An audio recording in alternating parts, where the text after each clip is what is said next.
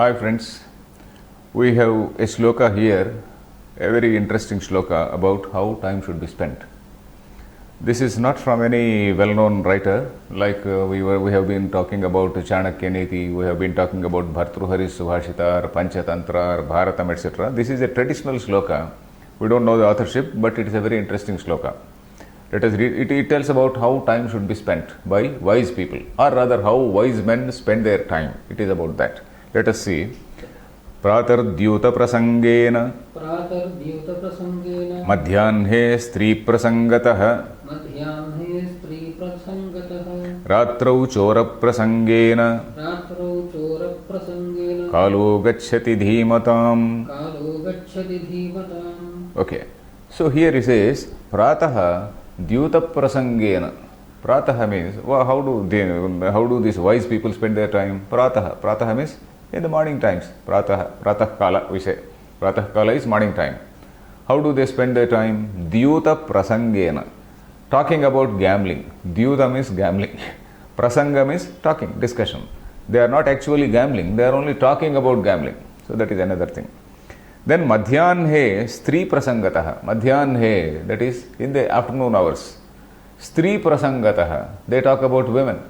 They talk about women. Woman or women, whatever it is, whether it is singular or plural. They talk about, but they don't anyway, they are not indulging in anything with women, but they are only talking about it. Then ratrau chora prasangena. And in the night, they talk about thieves. Chora means a thief. Chora prasangena. They are not going for committing a theft. They are only talking about thieves. Chora prasangena. Kalo gacchati dhimatam. Time passes like that. Kalaha means time. Gacchati. Gacchati means moves. Kalo gacchati. Time passes. Dhimatam. Dhimatam is for wise people. Their time passes in this way. Morning they spend their time talking about gambling. In the afternoon they spend their time talking about women. And in the night they talk about chora, thieves. So what does it mean? It looks rather mysterious or very enigmatic unless you know the cultural context.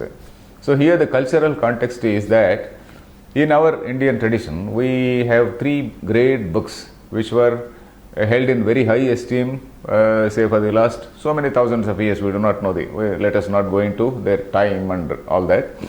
The three books are Mahabharata, Ramayana and Bhagavatam. We know that Mahabharata was written by sage Vyasa, a very huge book. Ramayana is by sage Valmiki, another fairly huge book. And Bhagavatam also is a very great book by sage Vyasa. So these three books, in olden days, these three books were compulsory for any say educated person. A person would not even get a wife if he had not read these things. If not in original, everybody cannot read Sanskrit, at least in some translation, because all these books were translated into every Indian language by various writers. So at least in some local language, one has to be acquainted with Mahabharatam.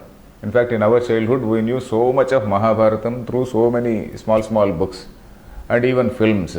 There were so many films showing stories from Mahabharata, Ramayana and Bhagavatam. And in fact, in olden days, even when I was a child, the elderly people, they used to sit with that huge book, and then there used to be a sort of stand, book stand, like X type of book stand, because that X type of book stand is needed for that huge book to be kept, because this old man can't keep that book, he can't keep it in his hands all through. So if he continues to keep it, his hands will pain. So he used to keep that huge book on that stand, and then he used to read. That was a sort of family reading time. A family reading time means the old man was reading, and all the people in the family, they used to come, sit around him and then listen. Okay, this man is reading. Okay, Hanuman went, and then he crossed the ocean like this, and then he searched every house like this. So he is describing what Hanuman did in that Lanka. So all the people are listening with rapt attention. So that is what is the story of Ramayana. So that is what is the tradition. In our tradition, there is what is called that family reading time, where the huge books were read. This Ramayana, Mahabharata and Bhagavatam, these three books were compulsorily read by all elderly people. And then elderly, not only men, but women also. And then people were listening. So that was the tradition. So here, what is the context here? Prataha Dyuta Prasangena. This Dyuta, the word refers to Mahabharata. In Mahabharata, you know that there are two groups called Kaurava and Pandavas. Kauravas are the bad guys and Pandavas are the good guys.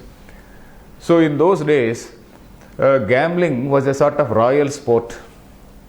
Gambling means dice, playing dice, etc. That was a royal sport. Like falconry is one royal sport, hunting was another royal sport, this gambling was also a royal sport. So if you and I were kings, if I invited you for gambling, if you did not come, you did not accept this, that would be a sort of dishonor for you. So in olden days, that was the code of honor. It was the code of honor that if I invited you for gambling, you have to come. So like that, these Kauravas, the bad guys, they had one very great, player among them who was having some magical, powers in that gambling also. So by using that magical powers, he could get whatever, he wanted, whatever number he wanted. So in that way, they defeated this Kaurava, they defeated the Pandavas, the good guys, and then their whole kingdom was snatched, and then they were sent to the forest. So that was as a consequence of gambling. And then, of course, Mahabharata, it is not about gambling and losing kingdom. It is a book which tells about the whole range of human activity. It tells about ethics, it tells about religion, it tells about philosophy, it tells about statecraft, it tells about warfare, everything. Warfare, how the armies have to be arranged, all those things. People, in fact, military people, some army generals, etc., they study warfare in Mahabharata, how armies were actually stationed, what sort of positioning, whether it is arrowhead formation or some other formation or some eagle formation or some lotus formation. All these formations we see in Mahabharata. So an army man reads from it from the point of view of army. Another scholar, somebody who is interested in morals, he looks at it from the point of view of morals. Somebody who is interested in philosophy, he will go to Bhagavad Gita, he will go to Sanat Sujatiyam and such texts where you find all philosophical passages. Somebody who is interested in statecraft, how a king has to rule kings, etc., rule people, etc. So he goes to another parva called, what is that, Shanti Parva or Anushasana Parva. Anushasana, the very word itself is Anushasana, means administration, ruling. How a king has to rule, how a king has to control his enemies. So all these things, you want statecraft, politics, everything is there in Mahabharata. It is such an encyclopedic work. Then Ramayana, when it comes, Madhyanhe Stri Prasangataha. In the afternoon, the wise men were supposed to read Ramayana. Ramayana, what is the story? Ramayana, Rama has got a beautiful wife, and that beautiful wife is abducted by the demon king Ravana. So in brief, Rama goes and then he slays that demon king and then brings back the wife. So that in brief, in 3 words, that is the story. But then Valmiki has written about 24,000 verses. It is 1/4 the size of Mahabharata. Mahabharata is 100,000 verses and Ramayana is 24,000 verses, about roughly 1/4. So there he describes Rama at every step. Every step you see in the conduct of Rama is very appropriate, very righteous, very correct. In any particular situation, you watch any situation, and Valmiki's presentation is somewhat like the present day screenplay. You see, in the modern screenplay, if you go to a movie, there is what is called a screenplay. How a person has to conduct himself. Every bit of it, Valmiki describes.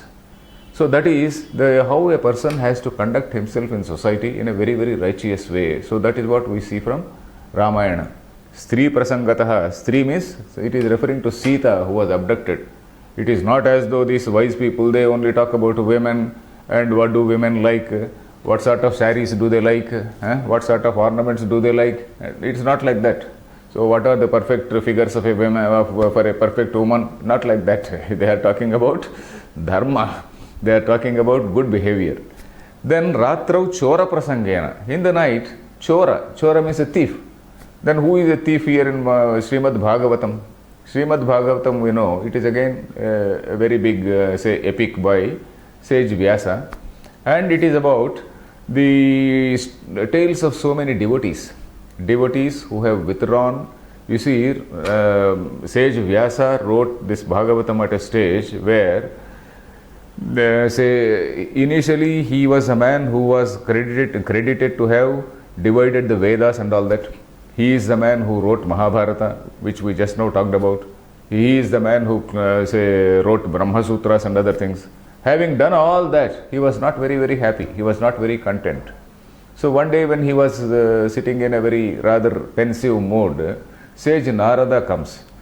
He asks him, why are you in a very sad, pensive mood? So he says, I don't know. I have done so much. I have written Mahabharata, I have done this division of Vedas, etc., but still I am feeling unhappy. Then Narada tells, okay, you have done all that which is intellectual, for all this intellectual stuff you have done, but you have not done anything for a seeker who really wants to realize the supreme reality, realize the God. So you have not taught them the proper course. So that is the reason why you explain the stories of all these devotees to people. So that you tell the story of Prahlada, you tell the story of Gajendra, you tell the story of some other king, Ambarisha, or some other person. So all these stories which are there in Bhagavatam, Srimad Bhagavatam, is about all the devotees. That is why it is called Bhagavatam. Bhagavataha. Bhagavata is somebody who is a devotee of Bhagavan. So Bhagavatam is about the devotees of Bhagavan. So such is the story. So there, Krishna's character is very predominant. In the whole of Srimad Bhagavatam, Krishna is the dominating character. So the very large portion of the text is also on Krishna only. So Krishna, in his childhood days, there are so many childhood pranks, not childish pranks, but childhood pranks. So like stealing away, taking away the clothes of women who were bathing. Suppose some women were bathing. There is an episode where women were bathing in a lake, and then this man steals away their clothes and then sits on the top of a tree and then asks them to come just like that. So this can be taken as a sort of offense. In modern days, the police would come and catch him for this atrocity on women, and then he will put them in the lockup. We are not supposed to look at it that way. It is not to be read that way, and sage Vyasa did not write it in such funny manner. So this is basically very symbolic. It is mainly symbolic. That is, a human being is not aware of his real nature. He is saddled with a false identity. You see, a human being, what Vedanta says is that a human being is not different from God. Whereas you are thinking yourself to be an Indian, you are a Hindu, you are a Brahmin, you are this, that, etc., etc. The social identity is so heavily there on us. So when Krishna is taking what Krishna is stealing there in the form of clothes, he is actually stealing our local identity. He is basically taking away our local identity and saying that your real identity is not this. So that is a symbolic meaning there, and luckily all our commentators have written also. If you take the Sanskrit Bhagavatam, if you see the Sanskrit commentators who have written on that, the ancient writers who have commented on that, you find all these symbolic meanings. If you don't see those commentaries, and if you go to some communist writer who has found fault with all these childhood pranks of Krishna, then you will find that Krishna is dancing with girls, Krishna is stealing clothes of women. It looks very funny, or rather very offensive also, immoral. It is not like that. That only ignorant people, they talk like that. Ignorant people who have not read the commentaries, they do talk like that. So this is basically symbolic. This chora, this stealing, that act of stealing again is symbolic in nature. So this is Ratrau Chora Prasangena. So that is how the wise people there spend their evenings. So this is about a day. Suppose you project it on the whole lifespan of a person. So what we have seen for a particular day, you project it for the lifespan. If you project it for the lifespan, Prataha, early hours means early days, early years. So in the early years, formative years, maybe till you are 20, 25, till that time we are supposed to know the ways of the world. what is good, what is bad, dharma, adharma, all those things which are there in the Mahabharata. We are supposed to read Mahabharata very thoroughly to be worldly wise. We are also supposed to be worldly wise. We are supposed to fight if necessary. All those things are needed. So that is what is Mahabharata, which has to be studied by a person in his younger days. And after that, one has to follow dharma. Once he is very, very, very fit, competent, then one has to follow dharma. He has to observe righteous conduct throughout his life. So that is the middle life, from youthful days to middle life. Then as he grows old, he has to gradually withdraw. He has to that middle life, of course, Ramayana. Ramayana is about dharmic life, highly righteous conduct at every step. So that is what people say, if Rama were to be in my situation, what would he do? So one has to put himself in that shoe and then he has to think like that. So that is how people used to judge themselves. Then the later phase, the last phase of life, one has to slowly withdraw from all this, what is called the humdrum of existence, and then we have to slowly withdraw, and then we have to become contemplative. We should know what is the supreme reality, what is the meaning of life, and that is known only by reading the stories of Bhagavad Bhaktas, that is the devotees and all that, and the high philosophy which you find in Bhagavatam. Bhagavatam is full of symbolism, full of philosophy. So that is one great work, a great, very, very great work, which youngsters may only see the story point of it. Suppose I tell the story of Gajendra. Gajendra means that, say, elephant which is caught by a crocodile. Elephant caught by a crocodile is something even a child can enjoy. But then as he grows old, he gets deeper and deeper meanings. So there are so many layers of meaning in that Gajendra story. Similarly, Narasimha story, that Narasimha killing Hiranyakashipu. The Hiranyakashipu is a symbol. Narasimha is a symbol. It is not as though one particular person is killing another person. It is a symbol, and that is also a symbol. So that symbolism has to be understood in a proper way, and that is done by a mature mind only. So like that, in their early days, they study Mahabharata. Later they follow Dharma and read Ramayana, Srimad Ramayana. And finally, they get enlightened by studying Bhagavatam. So that is the overall meaning of this shloka. So it is a very traditional, very highly, quoted shloka rather. Very traditional shloka. Let us read. Pratar Dyuta Prasangena Madhyanhe Stri Prasangatah Ratrau Chora Prasangena Kalo Gacchati Dhimatam. Okay, fine.